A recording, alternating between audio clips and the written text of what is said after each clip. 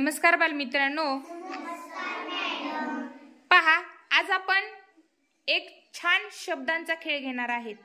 बघा, सगळ्यांच्या हातामध्ये शब्द कार्ड आहेत, आहे की नाही? म्हणजे ही आपली शब्दांची बाग आहे। काय आहे? शब्दांची बाग। बागेत गेल्यानंतर काय काय असतं रे बागेमध्ये? हा, फुलं असतात, आहे की नाही? आणि खेळण्या सुद्धा असतात की नाही रे? काय काय खेळण्या असतात बरं?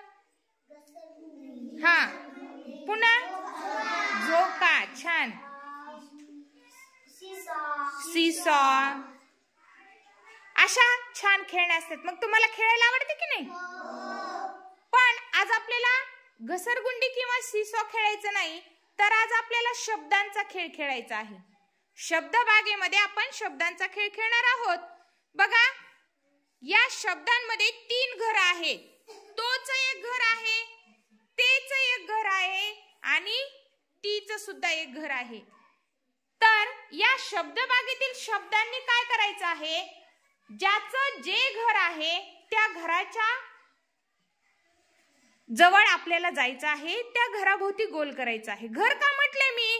कारण तुमच्या शब्द बागेतील शब्दांना ते शब्द जोडून येणार आहेत। मग तो जोडून येणाऱ्या शब्दांनी त्या तोच्या जवळ जाऊन बसायचं आहे। चला, तो जोडून येणाऱ्या शब्दांनी तोच्या जवळ जाऊन गोल करायचा आहे।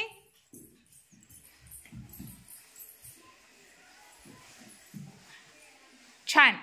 आता बघा, तेच्या घरामध्ये येणारे म्हणजे ते जोडून येणाऱ्या शब्दांनी तेच्या बाजूला गोल करायचा आहे। छान, गोल करायचा आहे। बघा, आपापलं घर बरोबर आहे का? बघा, आपल्या शब्दाला ते अक्षर जोडून येते का ते पहा।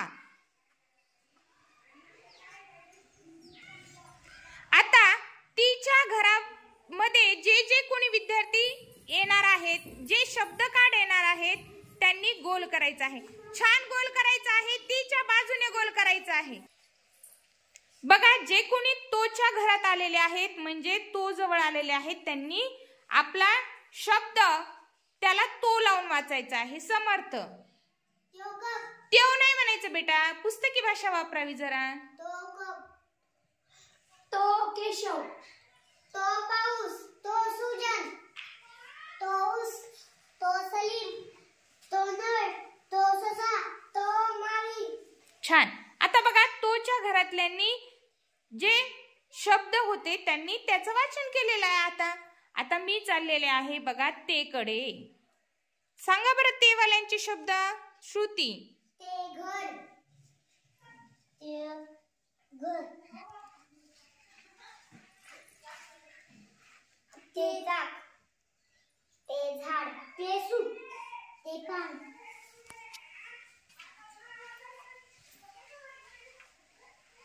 आता मी आलेले आहे तीकडे। बघा, तीच्या घरामध्ये खूप सारे जण आलेले आहेत, तर सगळ्यांनी आपला शब्द तीशी जोडून वाचायचा आहे।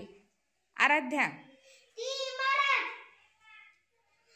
ती उशी, ती पपाई, ती मगर, ती समळी, ती मली, ती फली, ती फळा,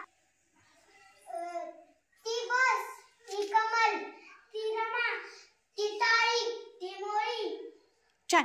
बघा, प्रत्येकाने शब्द बागेमधून प्रत्येकाने आपलं आपलं घर शोधलेलं आहे आणि प्रत्येकाने आपापलं छानपैकी घर शोधलेलं आहे। म्हणजेच जे शब्द तोच्या गटात येतात ते तोच्या गटात गेलेत, जे तेच्या गटात येतात ते तेच्या गटात गेलेत आणि जे शब्द तीच्या गटात गेलेले आहेत त्यांनी तीच्या गटात गेलेले आहेत।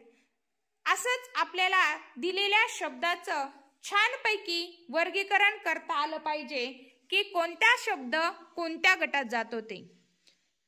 या कृतीतून नक्कीच तुम्हाला समजलं असेल की कोणता शब्द कोणत्या गटात जातो ते।